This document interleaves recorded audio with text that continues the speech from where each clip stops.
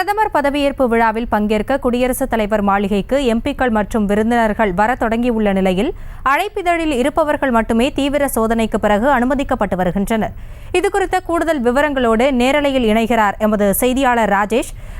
வணக்கம். இன்னும் சில மணி நேரங்களில் பிரதமர் பதவியேற்பு விழா தொடங்கவிருக்கிறது.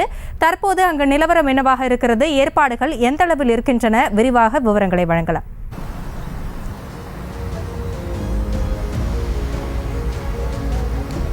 ஹாசினி, வணக்கம். தற்போது நாம் குடியரசுத் தலைவர் மாளிகையிலே இருக்கின்றோம்.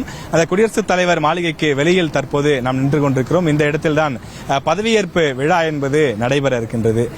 பிரதமர் மோடி 3வது முறையாக பதவியேற்க இருக்கின்றார். இந்த நிகழ்ச்சியில் பங்கேற்பதற்காக சுமார் 7000 பேருக்கு அழைப்பிதழ் கொடுக்கப்பட்டிருக்கிறது.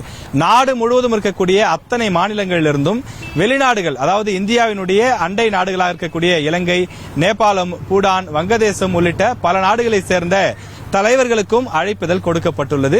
அவர்கள் வரவழைத்து இங்கு சிறப்பு விருந்தினர்களாக பல்வேறு நட்சத்திர விடுதிகளிலே அவர்கள் தங்க வைக்கப்பட்டிருக்கிறார்கள். நாடு முழுவதும் அரசியல் பிரபலங்கள், எதிர்க்கட்சி வரிசையில் இருக்கக்கூடியவர்கள், முதலமைச்சர்கள், அதே போல துணை முதலமைச்சர்கள், பெரிய அரசு உயர் பொறுப்பில் இருக்கக்கூடியவர்கள், அதே போல இந்த தொடர்ந்து வந்தே பாரத் ரயிலை ஓட்டக்கூடிய அந்த லோகோ பைலட், துப்புரவு பணியாளர்கள் என பலதரப்பட்ட மக்களும் இந்த பதவியேற்பு விழா நிகழ்ச்சிக்கு அழைக்கப்பட்டிருக்கிறார்கள். சுமார் 7000 பேர் அழைக்கப்பட்டிருக்கக்கூடிய நிலையில் அனைவருக்குமே அழைப்புதல் அனுப்பப்பட்டிருக்கின்றது. இந்த அழைப்புதல் மிக ஒரு சிம்பிளான ஒரு அழைப்புதல் போல ஒரு எளிமையாக அச்சடித்து அவர்களுக்கு வழங்கப்பட்டிருக்கின்றது.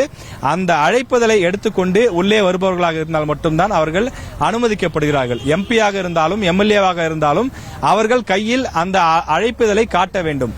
அழைப்புதலை காட்டுபவர்கள் மட்டும்தான் உள்ளே வருவதற்கு அனுமதிக்கிறார்கள். அவர்களுடைய கார், அவர்களுடைய உடைமைகள் அனைத்துமே தீவிரமாக சோதனை செய்யப்படுகின்றது. தீவிர சோதனைகளுக்கு பிறகுதான் குடியரசுத் தலைவர் மாளிகைக்கு உள்ளே செல்ல அனுமதிக்கப்படுகின்றார்கள். உள்ளே செல்வதற்கு 3 வழிகள் இருக்கின்றது. தற்போது ஒரு கேட் முன்பாகத்தான் நாம் நின்று கொண்டிருக்கிறோம்.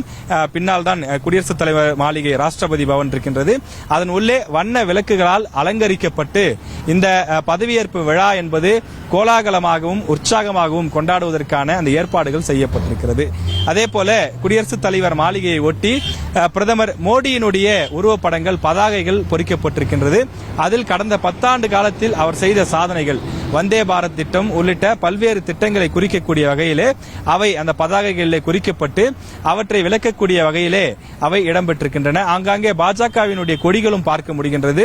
இந்த ராஷ்டிரபதி பவன் அமைந்திருக்கக்கூடிய பகுதியிலிருந்து சுற்று கிலோமீட்டர் ஒரு 5 கிலோமீட்டர் தூரத்திற்கு ஆங்காங்கே முக்கிய பகுதிகள், ரவுண்டானாக்கள், அதே போல பார்க் போன்ற இடங்கள் எல்லாம் இது போன்ற பதாகைகள், வரவேற்பு பதாகைகள் போன்றவை எல்லாம் வைக்கப்பட்டிருக்கின்றது. தீவிர சோதனை ஒருபுறம் நடைபெற்றுக் கொண்டிருக்கிறது. ரோந்து பணியிலே டெல்லி போலீசார் ஈடுபட்டிருக்கிறார்கள்.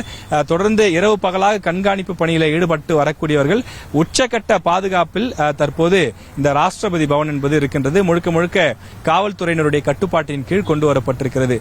அழைப்பதில்லாத பொதுமக்களோ மற்றவர்களோ வந்து பார்ப்பதற்கு அனுமதி கிடையாது. அவர்கள் பெருமளவிலே இந்த பகுதியிலே வெளியிலே கூடியிருக்கிறார்கள். அவர்கள் ஏராளமானோர் கூடியிருக்கக்கூடிய அந்த காட்சியும் பார்க்க முடிகிறது.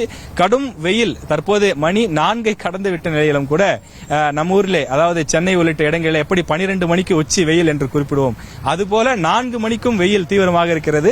அதன் காரணமாகத்தான் இந்த விழாவை கூட 7 மணிக்கு ஒத்தி வைத்திருக்கிறார்கள்.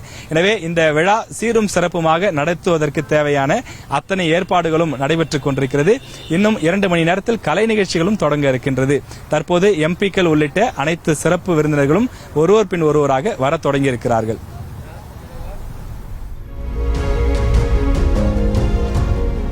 விவரங்களை நேரலையில் வழங்கியமைக்கு நன்றி ராஜேஷ். செய்திகளை உடனுக்குடனும் துல்லியமாகவும் தெரிந்து கொள்ள சப்ஸ்கிரைப் பண்ணுங்க.